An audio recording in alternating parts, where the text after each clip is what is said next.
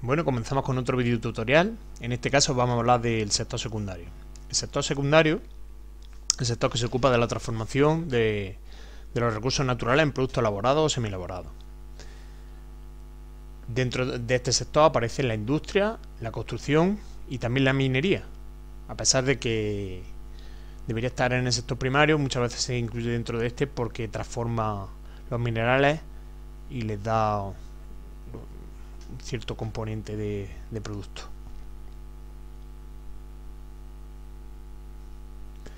Para poder fabricar cualquier cosa necesitamos dos elementos: las materias primas, materiales que se extraen de la naturaleza y que se transforman con el uso de la energía, y la fuente de energía, que son las que permiten realizar el trabajo de transformación de estas materias primas. Las materias primas provienen de la naturaleza y se dividen en orgánicas, que son las que provienen de los seres vivos,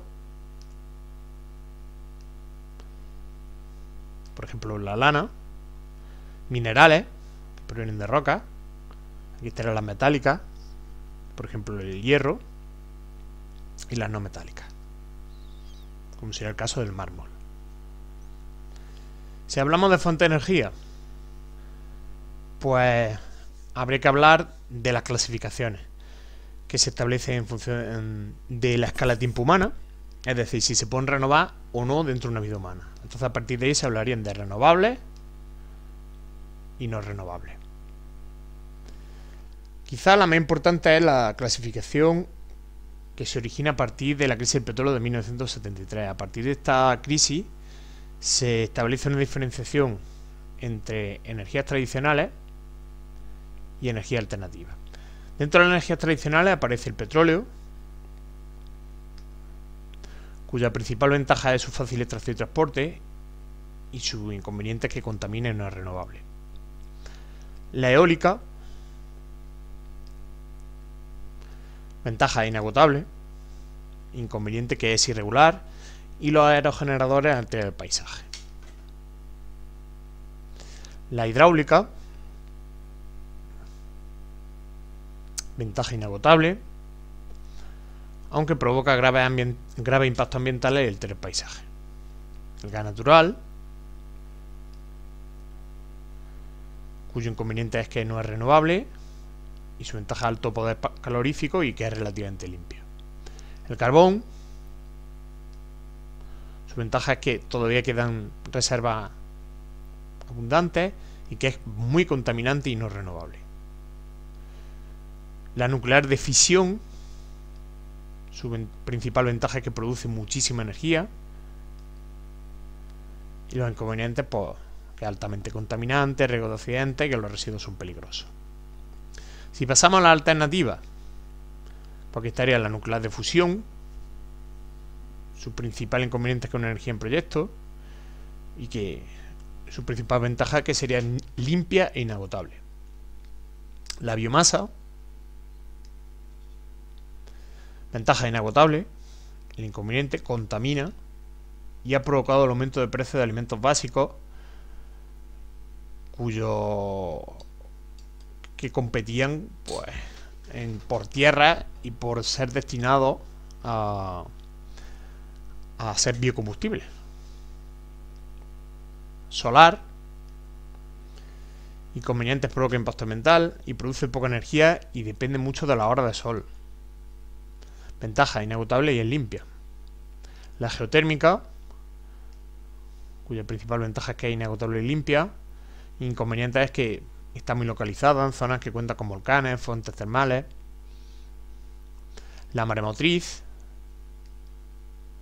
o hundomotriz, mejor dicho, cuya ventaja es que es inagotable. Inconveniente es que produce poca energía, crea impacto ambiental y es bastante cara.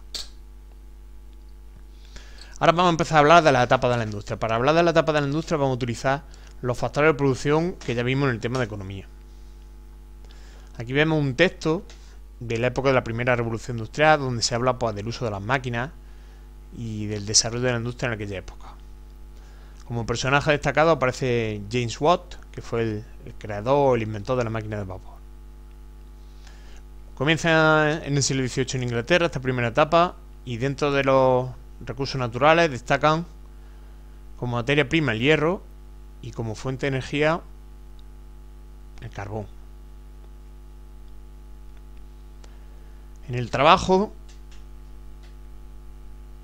los trabajadores se especializan y se unen a la máquina en la fábrica. Por primera vez, el ser humano se concentra en un espacio tan grande y comienza a trabajar con máquinas. Aquí vemos un fragmento de la película Dance, que luego ya veremos en clase. Os recomiendo que la veáis porque es muy buena. Tecnología, la máquina de vapor, fundamental, se aplica a todo. Y en el capital, líquido, financiero y social. En el líquido destacaría la libra como moneda más importante, y en los inicios es el capital más importante.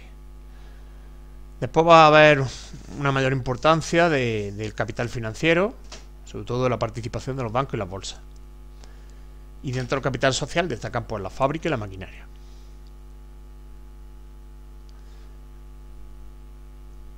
En la siguiente etapa hablamos de la segunda revolución industrial y aparece pues ya el Fordismo. Aquí vemos un fragmento de la biografía de Henry Ford.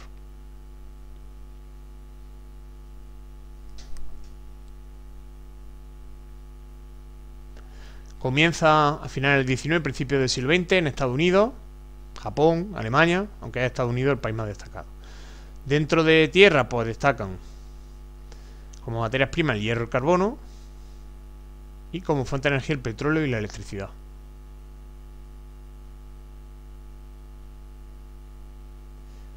En trabajo habría que hablar de que los trabajadores se especializan aún mucho más.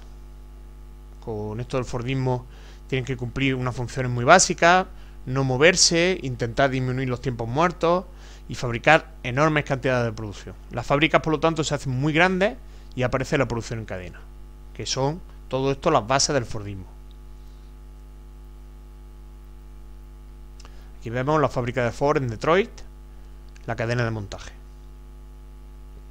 En tecnología aparece el motor de combustión, el avión, las mejoras en la industria química. Como se puede apreciar, todo muy relacionado con el automóvil y con los usos de derivados del petróleo. En el capital líquido ya no es tan importante, aunque sí habría que hablar del dólar como moneda más importante. El capital financiero es sin dudar lo más importante. Los bancos y las bolsas son los que toman el protagonismo. Y en el capital social, pues las fábricas y la maquinaria, que al hacerse tan grandes, pues necesitan de la inversión y de la participación de otras empresas, lo que hará que destaque aún más el capital financiero. Esto es una imagen de la bolsa de Nueva York. Y la siguiente etapa, la tercera revolución industrial, comienza con el toyotismo. Como se puede apreciar, construir sin despilfarros, adaptándose al mercado, produciendo justo a tiempo y adaptándose a la demanda. Comienza en el siglo XX en Japón,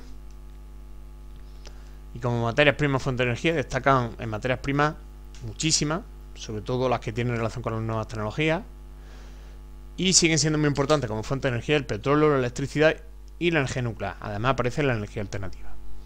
Vemos por ejemplo coltán como ejemplo de este material de las nuevas tecnologías, y una pastilla de uranio. En trabajo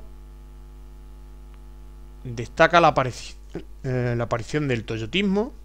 Los trabajadores se ultra especializan y aparece una división entre cuellos blancos y cuellos azules. Incluso hoy en día se habla de cuello de sílice para aquellos trabajadores que son pues, los que se especializan en la informática, la electrónica, robótica, todo ese tipo de cosas. Los cuellos blancos son los jefes, los administradores, y los cuellos azules serían los trabajadores que se manchan, los que van con el mono. El toyotismo, como ya hemos visto, adaptarse a la demanda, producir solo lo que nos piden, producir justo a tiempo, evitar el almacenamiento, el despilfarro, el derroche. Aquí vemos los trabajadores, cuellos azules, y aquí un cuello blanco. La tecnología, destacan las TIC, biotecnología, robótica, nanotecnología. Aquí vemos un ejemplo de nanotecnología y aquí otro de biotecnología. En el capital, pues dentro del capital líquido casi no es importante, pero si hubiera que hablar de monedas, pues hablaríamos del dólar, del yen, del euro, del yuan, como una moneda china. Capital financiero, el más importante, el más desarrollado. Hoy en día la mayoría de las transacciones en el mundo son capital financiero. Y dentro del capital social empieza a destacarse la importancia de las patentes y los derechos de autor. Las ideas, los mecanismos, las técnicas. Aquí un ejemplo de licencia Creative Commons como mecanismo de lucha contra el copyright. Y aquí pues un ejemplo de la bolsa. ¿Dónde se localiza la industria y qué tipo de industria aparece en el mundo?